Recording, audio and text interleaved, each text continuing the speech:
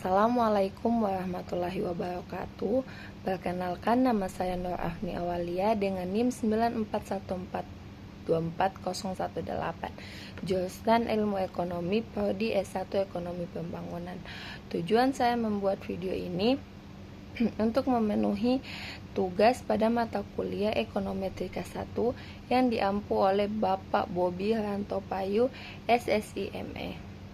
Di video kali ini saya akan menjelaskan tentang apa itu rata-rata lama sekolah, angka partisipasi murni, tingkat pengangguran terbuka, dan pertumbuhan ekonomi. Selain menjelaskan tentang apa definisi dari keempat itu, saya juga akan menjelaskan tentang bagaimana cara menghitung, cara mengukur, dan apa tujuannya. RLS adalah jumlah total tahun sekolah seluruh penduduk usia 25 tahun ke atas dibagi dengan jumlah total penduduk usia 25 tahun ke atas. RLS menghitung capaian pendidikan yang sudah ditempuh, bukan yang direncanakan atau sedang berjalan. Misalnya, jika seseorang telah menyelesaikan pendidikan hingga tingkat SMP, maka ia dianggap memiliki 9 tahun sekolah, sedangkan lulusan SMA memiliki 12 tahun sekolah, dan seterusnya. Nilai RLS ini akan memberikan gambaran umum tentang seberapa tinggi pendidikan yang telah dicapai oleh mayoritas penduduk dewasa di suatu daerah atau negara. Cara menghitung RLS adalah total tahun sekolah penduduk usia 25 tahun ke atas dibahagi jumlah penduduk usia 25 tahun ke atas. Contohnya, jika di suatu wilayah terdapat 1000 orang usia 25 tahun ke atas dan total tahun sekolah mereka adalah 9.000 tahun, maka RLS 9.000 dibahagi 1000 sama dengan 9 tahun. Semakin tinggi nilai RLS, semakin tinggi tingkat pendidikan rata-rata penduduk di wilayah tersebut. Sebaliknya, jika RLS rendah, itu bisa menunjukkan adanya keterbatasan akses atau hambatan dalam memperoleh pendidikan formal di masa lalu. RLS juga sering dibandingkan dengan indikator harapan lama sekolah, yang mengukur berapa lama anak-anak usia sekolah saat ini diperkirakan akan bersekolah di masa depan jika pola pendidikan saat ini tetap berlaku. APM adalah persentase penduduk usia sekolah resmi yang sedang bersekolah pada jenjang pendidikan tersebut terhadap seluruh jumlah penduduk dalam kelompok usia tersebut. Misalnya, untuk jenjang sekolah SD, usia resmi adalah 7-12 tahun, maka APM SD mengukur berapa persen anak usia 7-12 tahun yang sedang bersekolah di SD, bukan di jenjang lain atau tidak sekolah sama sekali. Cara menghitung APM adalah jumlah penduduk usia resmi untuk jenjang tertentu yang sedang bersekolah di jenjang itu dibahagi dengan jumlah total penduduk usia resmi untuk jenjang tersebut dikalikan 100%. Contohnya, jika di suatu daerah terdapat 10.000 anak usia 7-12 tahun dan 9.000 diantaranya sedang bersekolah di SD, maka 9.000 bahagi 10.000 kali 100% sama dengan 90%. APM menghitung keterlibatan pendidikan yang tepat usia, sehingga berbeda dengan angka partisipasi kasar yang menghitung semua anak yang bersekolah di suatu jenjang tanpa memperhatikan usia mereka.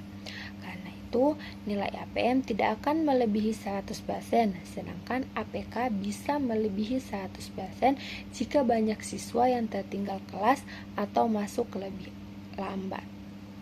APM menunjukkan tingkat efisiensi sistem pendidikan dalam menjangkau anak-anak pada usia yang seharusnya mengenyam pendidikan di jenjang tertentu.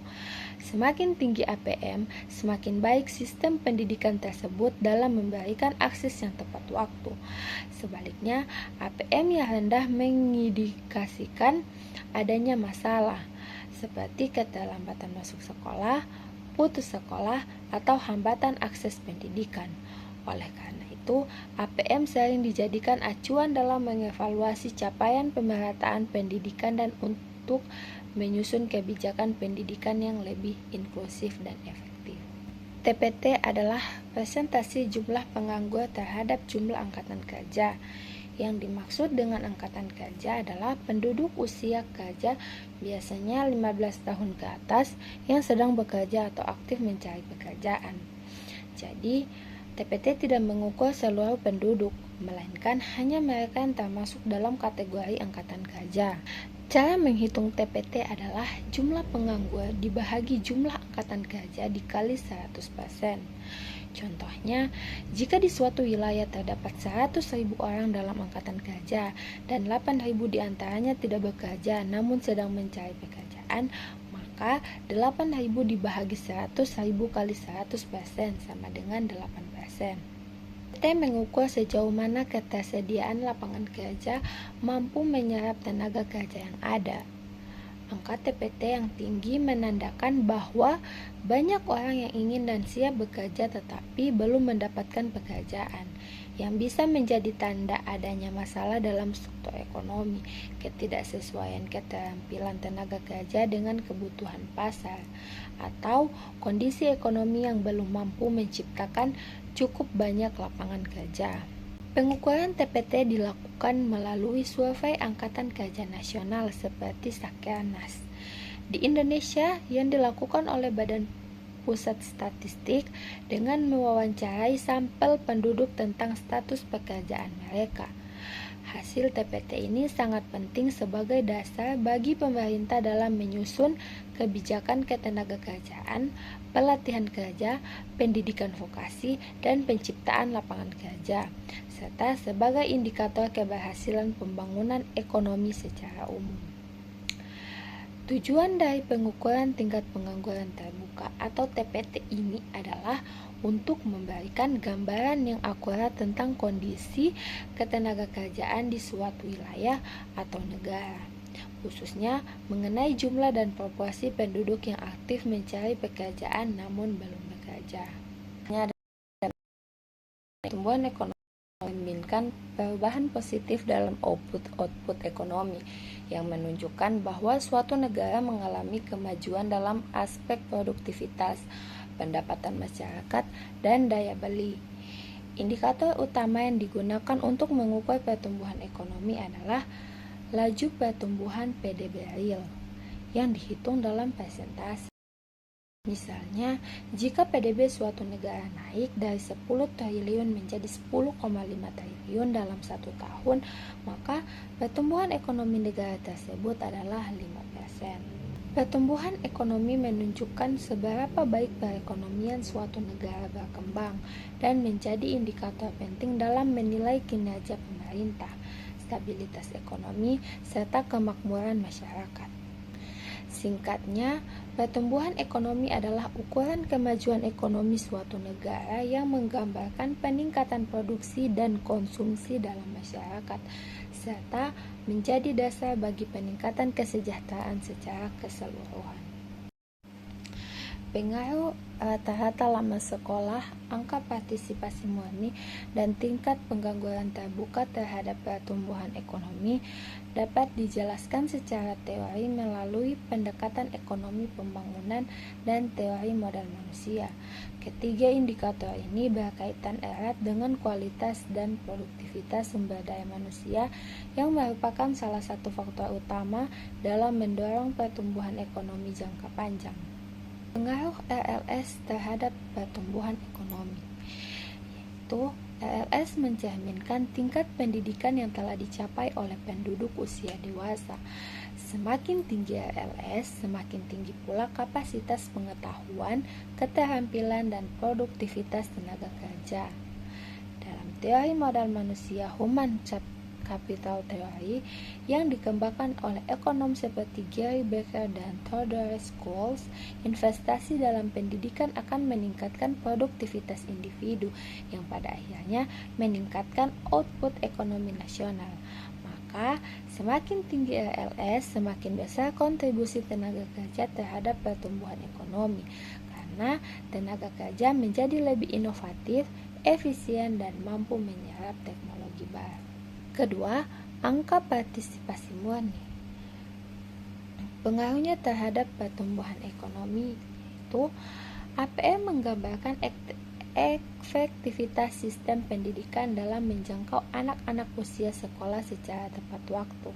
Semakin tinggi APM, semakin banyak anak yang mengikuti pendidikan pada usia yang seharusnya, yang berarti investasi pendidikan dilakukan secara dini dan merata.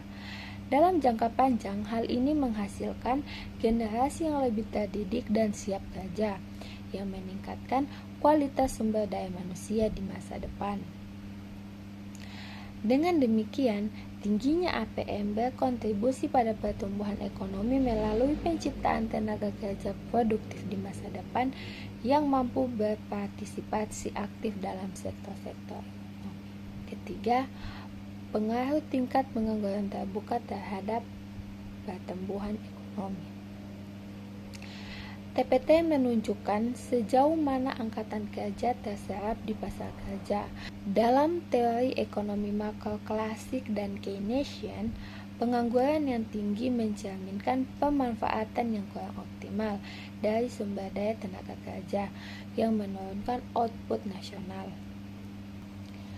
TPT yang tinggi berarti tenaga kerja tidak dimanfaatkan secara produktif, sehingga menghambat pertumbuhan ekonomi. Sebaliknya, penurunan TPT menunjukkan peningkatan penyerapan tenaga kerja, yang berarti lebih banyak faktor produksi yang digunakan, sehingga mendorong peningkatan PDB dan pertumbuhan ekonomi. Secara keseluruhan, baik RLS maupun APM berperan sebagai faktor input dalam pembentukan kualitas sumber daya manusia. Sedangkan TPT mencerminkan efisiensi pasar tenaga kerja dalam menyerap sumber daya tersebut. Dalam kerangka pertumbuhan ekonomi endogen, kualitas sumber daya manusia dipengaruhi oleh pendidikan dan pelatihan, serta penggunaan tenaga kerja secara optimal. Rendahnya TPT adalah pendorong utama pertumbuhan ekonomi berkelanjutan.